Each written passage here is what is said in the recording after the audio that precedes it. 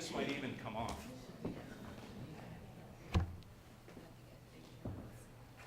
So I think the topic could be about the things we talked about, but I think it could be anything else. So I just want to ask you if you're going to get Julie around. I have my own car now. So maybe you give him a ride. Talk about how boys can be clueless.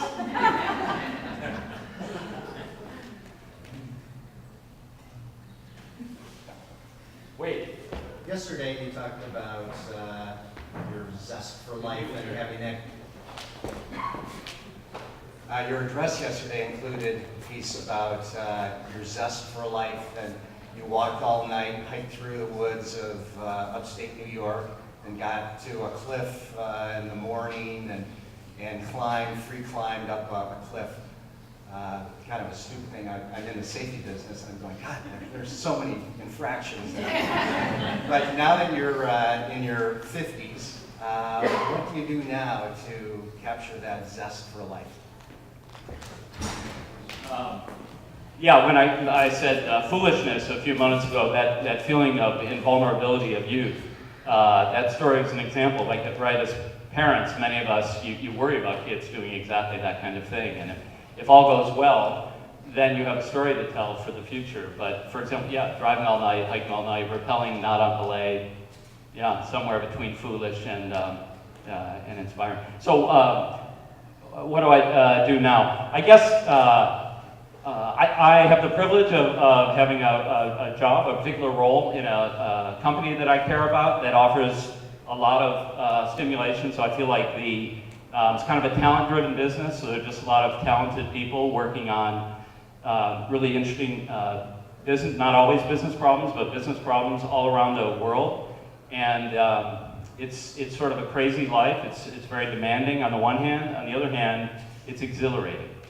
So I feel very, very fortunate for a job is in some ways just a job, but the number of days in which I feel exhilaration, I feel very fortunate for that. And then the second thing I think Jules will have a better answer to this. The second thing I would highlight is just that Elizabeth and I moved to London a few months ago, and that kind of a change, on the one hand, it's been kind of a pain in the ass in some ways, but just moving to Chelsea after the kids are all grown to have that kind of an experience, it's been really quite rejuvenating. So I got other answers, but those are... I can relate to the London one. My husband and I are nada. And we just felt like it was time to throw all the pieces up in the air and figure it out and show our kids that they could do it too. They didn't have a whole lot of support in this. They just went right into an Irish school, and we said, go in there, sit down, shut up, just do what everyone else does. And that they learned from that. Today I run a company a little bit smaller than Bain by a long shot, but 75, higher growth maybe, but that's easy, at small numbers. 75 employees, the average age is probably 28, maybe even 27. That keeps me on my toes. In fact, one of the guys who reports to me, most of the people who report to me are in their 30s. And like I felt in my 30s, they think they're like mid-career, and I'm like, you're so far from mid-career right now. And when Jason said to me the other day, well, like, when you're in the sunset of your career like you, and you know what? That galvanized me. Like, I'm going back Monday to show Jason what sunset looks like.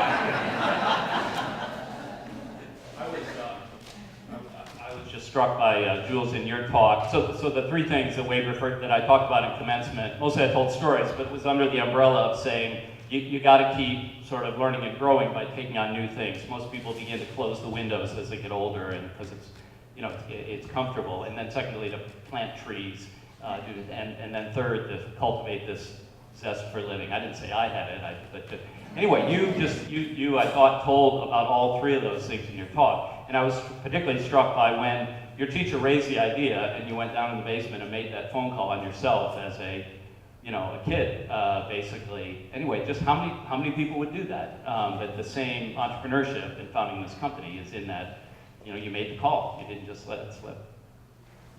Richard. Yes, hey Bob, and both of you, congratulations. I'm only gonna let you pick one teacher you have here. Who is it, and what kind of difference did that teacher make in your lives? if I'm going to be honest, I have to say that it would be Miss Hardy, the weaving teacher. The reason why I started that way is I have to still yet be embarrassed again when I talk about this, but there was something about that quiet solitude. I'd come down to the weaving studio at night and just, I made a lot of stuff I still use even. She would sort of walk around with the coffee cup and sort of dispel both like a quiet confidence in me and my ideas and her just sheer presence. I don't think she was a mother, but she felt like that to me here when I kind of needed that little bit of somebody here. But the embarrassing part is those quiet hours at night when I would weave to that really sappy Best of Bread album. That 1 month, guess who I thought about? I'm gonna make it so hard for you today.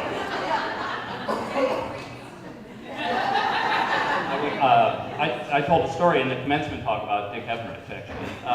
But so if I can't choose our list, then believe it or not, I think people would be surprised by this. I would pick Jim Dalton Thompson, who I think some people have different memories of. But boy, he didn't go by the book in the way. I mean, we had.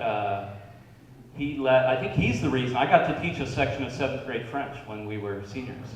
Probably the parents would have been aghast at that. I think he was the reason I got that experience, which was very maturing, for example. And even after he went, he got a divinity degree and was an Episcopal, clergy. And we used to get together in Harvard Square because I was moving to Paris post-graduation, and I didn't know how to fill out the. I spoke sort of French, but I couldn't fill out the official paperwork without his help. And we'd sit in a cafe, and he would say, "This is going to be your future. You're moving to France." Anyway, I'd say Jim, who is now passed on. I don't know if anybody was at his funeral, but anyway, passed on. I'm serious question.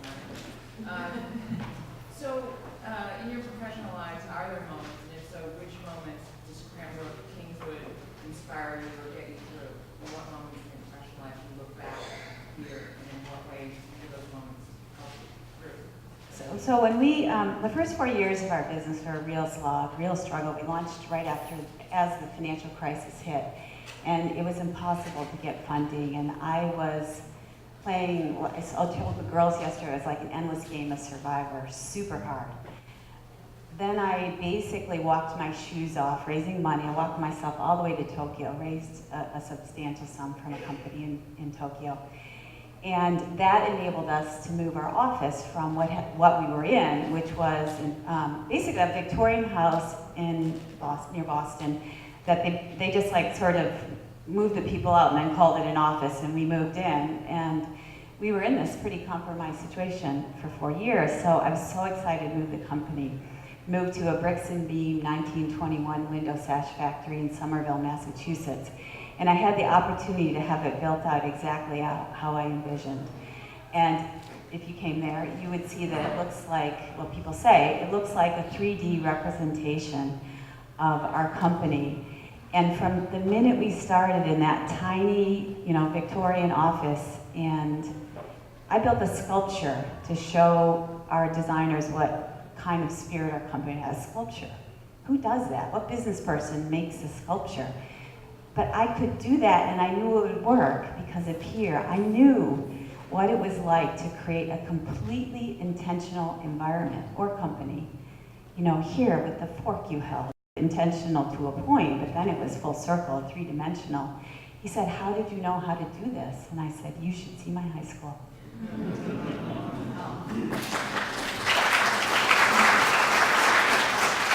And I think your question was probably for Jules, but I would, because I get 2 minutes to think, I would say something like culture and community. We, Bain & Company almost went under in 1989. In fact, it was Mitt Romney, the 2005 Distinguished Alumni Award recipient, who came back from Bain Capital, which we had spun off in 1984, and served as president for 2 years to restructure debt. A lot of what's special, so that award that I got that was a little bit about me, and it was mostly about the culture under in '89. When that group decided to stick together, that kind of crucible of going through a really, really bad time when nobody gave the company a shot at, Goldman Sachs had said, just hang it up, there's no point in even trying. And what we built over the subsequent 30 years, a lot of that culture is what's behind that award. People, like partners, just don't leave unless, and a lot of that culture had its roots in the time of hardship and sort of the way people pulled together. Eric.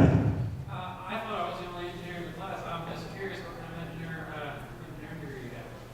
I was mechanical engineer, and then did that for a couple of years in France. Was designing different parts of a robot, and then started the U.S. subsidiary. So I don't do any engineering now, but I've been struck. So we had a conversation just before the session. Just the number of people going now from Cranbrook to MIT, which used to be a really unusual thing. MIT now is a 50-50 male-female gender balance, and they have a student come up, 2011 grad of Kingswood, and say, boy, I absolutely loved MIT, it made a huge difference. Just would not have happened back in our day, where the girls really weren't even barely allowed to not take French versus Spanish. So I was mechanical. I became an industrial designer. Marta Tuamala is sitting here, one of my very good friends, who taught me about design while we were here. I wore a Marimekko dress yesterday, and even at the age of like 15, Marta knew about finished design at a level that I still don't even know. So I actually credit the experience here, but Marta specifically, for showing me a career that I would have never known existed. And she's an industrial designer too. A famous one, actually.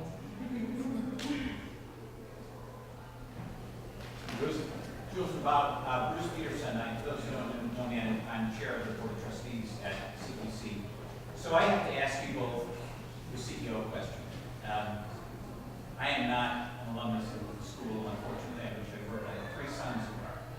And so I have a little stump speech I give to dad's clubs and things like that about what my son has learned at Cranbrook that I hope will make them successful, and what the dad's club should expect as parents from their investment in their children, their investment in Cranbrook. So my question to you is, what are the skills and attributes? I talk about what I observe. What are the skills and attributes you think in business, in the workplace of the future, we need to be instilling in our students? I would always think first of well, I'm thinking as a startup founder, so I might be a little colored that way, and Bob's going to be able to give you the really rich picture of, when you've got a very large enterprise to keep thriving. So I know more the build part. And at that point, and you may agree with what I'm going to say, but I would say at the early stage or the creation stage, it's a lot about perseverance. Really simple. And I certainly learned that here, in terms of pushing through the initial fears and obstacles of starting here. And I would say it's a lot about understanding the difference between building a business and building a company, because I think it's 2 different things. The business is the numbers, essentially your ability to sustain yourself, your market position, the products you serve, the customers you serve, the products you build. But that wouldn't be enough for me, at least, and I think the best companies don't stop there. The best companies think about the company itself, because that's what happens within the 4 walls. And that you are asking people to give the majority of their lives, at least for the time they work for you. And you need to take, at least I believe, that's the thing you have to really think about at least half the time. Is this, at the end of the year, worth, Susan or Sam's time? Did I give them something? Did the company give them something? And did they help build it? Because nobody wants just to be given something, they want to be co-creators. So that's hard for a kid to absorb, but if they start their career understanding that, then they won't just worry about the resume, because they should be worrying about way more than the resume. The resume are facts and figures like the business. And you won't get a job without a resume, clearly. But if you don't have the relationships and the reputation to support that resume, the resume isn't worth the paper it's printed on. So that's what I teach my team. I love the question, and I would offer 2 answers. The first, it seems to me that Cranbrook might have a kind of hidden or underappreciated asset in what I'd call servant leadership. And I think it's kind of out of fashion. People think about the CEO role and the way public company governance in particular works nowadays, that I think personally is just not suitable for many types, leading many types of organizations. And so the notion of basically the person, rotated into the role for a particular chapter of an organization's existence is there to serve customers and employees and shareholders. It's just a different view. I actually think it's incredibly consistent with Cranbrook's values, and even if you sort of combine the aim high and go forth to serve, I think that's what it's all about, and that might be an underappreciated asset. At a more specific level, I guess I would say we feel like we have, so what we look for is just an unusual blend of extraordinary problem-solving skills. And so like the design thinking that Dom was talking about earlier today, what we've done with the Edgerton Center, or just the critical thinking taught in English class, but that combination of outstanding analytical problem-solving skills, together with, as Jules was saying, the interpersonal or communication skills, it's just not that easy to find those two in combination. So you got to kind of know what the right thing to do is, the ability to think critically, but then you got to build alignment, you got to build consensus among a group of people who can actually make it happen, because things only get done through other people and in teams or communities of small teams. So those two things have to go together.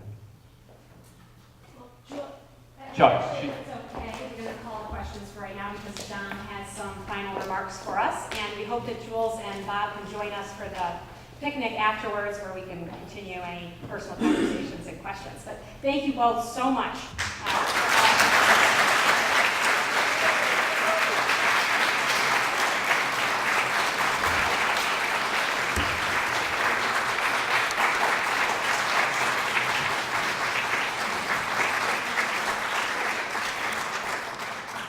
Thank you. And boy, there's a lot of important stuff up here that I don't want to screw up. It's much more important than my presentation. So I'm going to cut mine a little bit short, given the time and because I'm standing before you and a great picnic in the back. I would just like to do a couple things. You have been introduced to Bruce Peterson, who is the chair of the Board of Trustees here at Cranbrook. The amount of volunteerism here that it takes to run Cranbrook is amazing. Bruce is my boss. Bruce, will you stand up one more time, please? Bruce Peterson.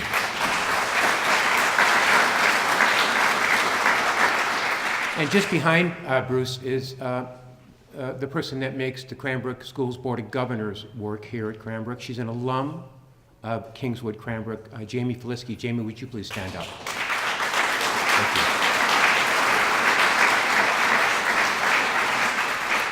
So I realize the real way to get applause up here today is just mention the class of 1977, right? That works, right? It's a sort of a day of coincidences. Jules, some 40 years ago, maybe a little bit more than 40 years ago, I moved to Detroit to start my career at Ford Motor Company. And my first job was at the Livonia transmission plant at Plymouth Road and Levan. And because my Camaro died on my way here, I didn't have a car. So I stayed in the hotel across the street from the plant for a month and walked across the street to work every day.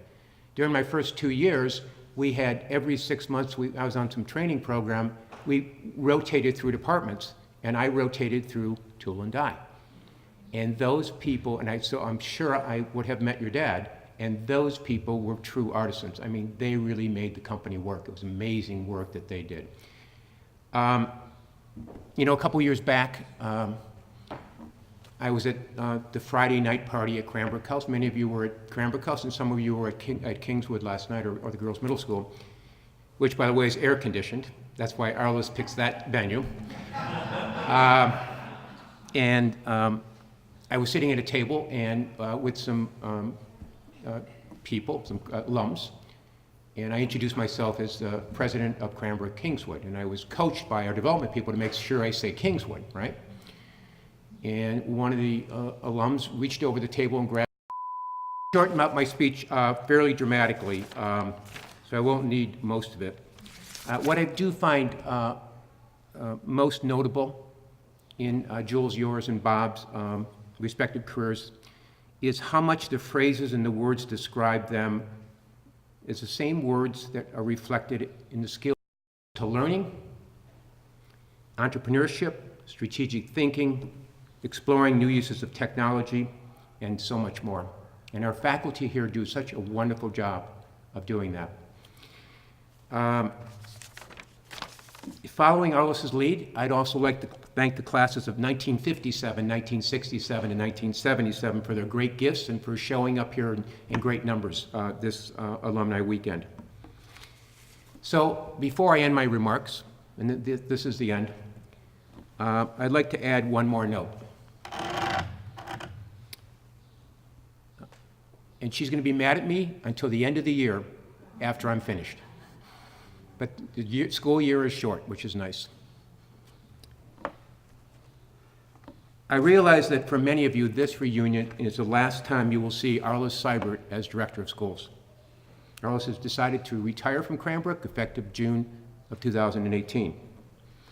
I've traveled enough with Arlis to know that she is the proverbial rock star with alums and faculties that we meet across the country. But it's not only our alums, it's our staff, our board members, our school's parents, our trustees, and other volunteers who work with her, all hold Arlis in the highest regard. And of course, you include me. I'd like to share with you an email I received a copy of recently that expresses how many feel. It was addressed to Arlis, and it said, I quote, "As my term as school's governor comes to an end, I want to convey how much I appreciate you as Director of Schools, as a leader, an innovator, a mentor, and as my friend. You have honed well your ability not only to know you are always looking ahead when you consider any program, initiative, or action. In the same moment, you never fail to recognize the individual sitting across from you. Your leadership style is one of great patience and respect for all, and it works. It is very exciting to see the threshold to which you have brought the schools. We are embarking on such an exciting path of transformation in curriculum, delivery, and culture as well. The pieces are all falling into place to bring us to the next level. It is not easy to bring about transformation while preserving our time-honored traditions and culture, yet you are facilitating just that. I am grateful to have served these past many years with you. Working with you and all the faculty and administration has been inspiring and energizing. I wish you well as you move to the completion of your tenure and the next portion of your life. Thank you for your friendship." End of quote. I couldn't agree more. Congratulations, Arlis Seibert, my friend.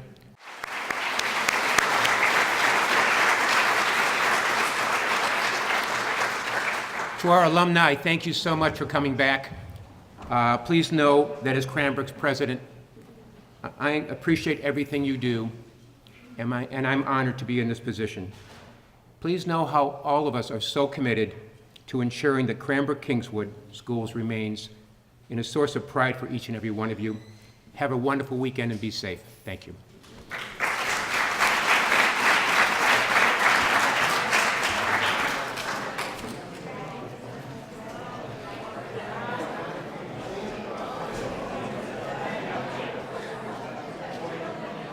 Thank you.